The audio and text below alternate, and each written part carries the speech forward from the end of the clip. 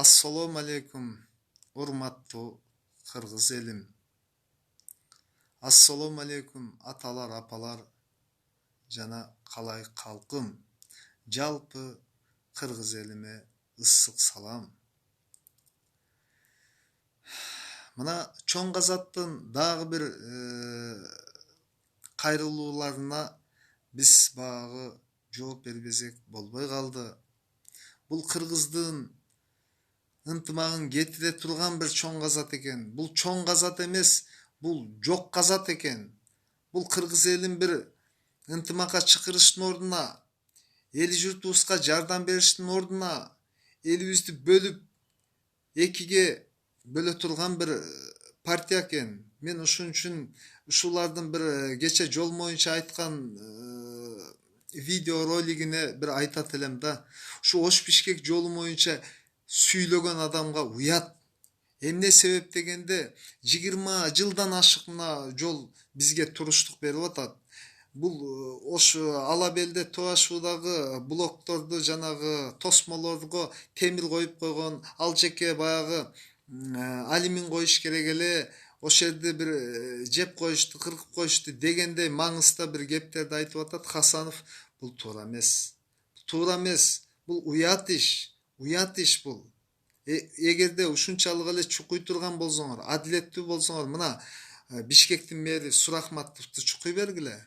Эмне дегенде анын курган жолдору, Бишкектин шаарынын ичине курган жолдору çoң машина жүрбөй турган жерде, адам база турган жерге курган жолдору 3 ай 4 айда оюлуп түшүп калып атпайбы? Жумалиев менен анда Акаевка орден тагыш керек. Эмне дегенде 25 жылга чейин чыдап атат. Үчүнчүдөн биягы Россиядан, Казакстан, Кытай, Тажикстан, Афганистан, Түркменстан,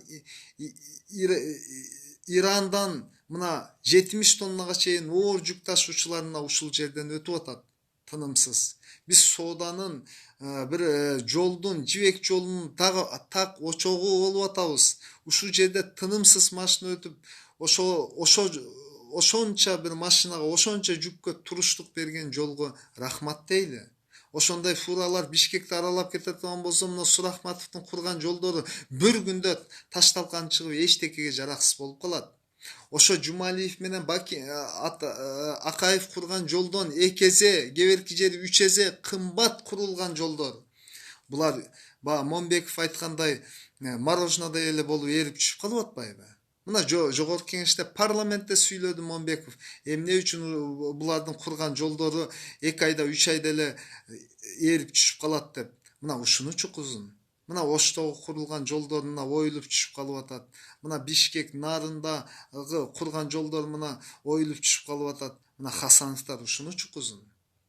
Ошон үчүн биздин bir саясатчыларыбызга ар элдин өзүнүн кулуну уулу болот. Биздин өзүбүздүн bir лидерлерибизге мындай bir кароолуулорду токтотуш керек. Мен саясий заказ деп эсептейм. Себеби бул Американын агенттери. Бул Хасановдор Американын агенттери. Эмне үчүн дегенде мына бардык ушул Азаттыктын журналисттери мына ушуларды коштоп жүрү, мына Райымга азылышты, дагы Райымга жаңыдан азылып башташты. Булар кыргызды тынч жашашын каалабайт. Ошон үчүн мен Сооронбай Жээнбековго кайрылат элем. Сиз сынган кылычты дагы бир ирет карап коюңуз. Сиз окуган сал китептерди билебиз, сиз тарыхты жакшы караган кишисиз. Ушуну дагы бир ирет окуп коюңуз. Шералы ханды жок кылгандай күчтөр дагы сиздин тегеректешип, ушу канткенде өзүнүн bir жакын адамдарын чабат экен, канткенде мунуларды камайт экен, жок кылат экен дешип bir булуң салып аткан күчтөр бар. Ушулардан сак болуңуз. Сиз мына Оштун, кыргыз элинин bir тарыхында эми ар кимдин өзүнүн жеринде bir чыккан bir лидери катары мен айтат элем.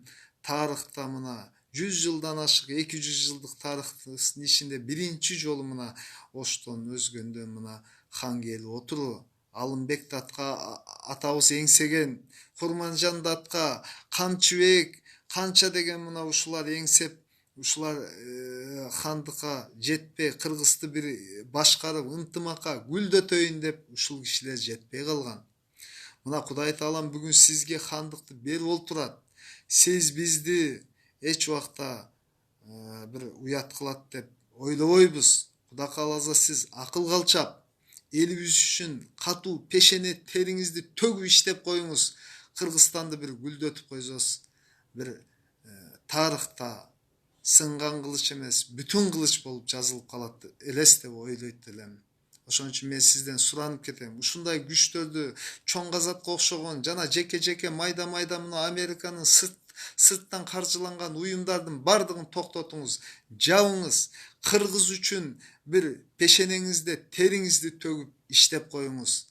Биз сиз үчүн бекем туруп беребиз. Эгерде ушу аксылыктарды чекеден каматып, ушундай бизди тирештирип, жана дагы ушундай бир сиздин жакын адамдарыңызды бардыгын каматып, акырында булар өзүңүзгө атака кылат.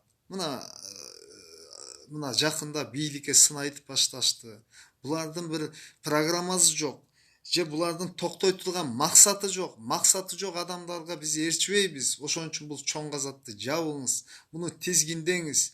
Же болбосо ынтымакка чакырып, бир сөздөрүн ойлонуп, таразалап сүйлөй турган бир жолго чакырып коюшуңузду суранат элек. Ошон үчүн мен адилеттүүлүк үчүн, бир намус үчүн мен сизден суранып кетем. Ушул бир кыргызды ынтымакка алып келиңиз. Ушу кыргыздын бардык байлары менен кеңешип, Жет облуска заводдорду, фабрикаларды, мына Аксыга мына сок чыгаратылган заводдорду, кайналууларды, алмаларды иштей турган мына завод фабрикаларды мына ушу Аксыдан чыккан лидерлерге тапшырыңыз. Ушулар курушсун. Оштон чыккан мына лидерлерге Оштогу продукцияны өндүрө турган завод фабрикаларды алар курсун. Бабанов мына Таласта мына төө бурчактарды иштеп чыгара турган заводдорду Бабанов курсун. Мына Аскар Салымбеков мына Нарынга курсун иштерди. Нарынга заводдорду курсун. Ошол жерде эт өндүрүп чыга турган. Мына Бишкекке мына Иса Өмүркуловдор, мына ушулар ар бир жердин лидерлери өздөрүнүн жерлеринде курсун завод фабрикаларды. Биз буларга мүмкүнчүлүк түзүп берели. Биз мындай бир бөлүнүп, бай кедей дебей бөлүнбөстөн ынтымакка келели. Сиз ушунун баарын акыл калчап, чекит коюп, ушундай бир четтен каржыланган күчтөрдүн бардыгын жок кылып, кыргыздын бир ынтымагын сактап бериң. Кыргызды бир көтөрүп коюңуз. Сизден сураныч. Сиз тарыхта бүтүн кылыч болуп калышыңызды бир аксылык инилериңиз каалайт эле. Ассалому алейкум. Тынч болгула, ынтымактуу болгула.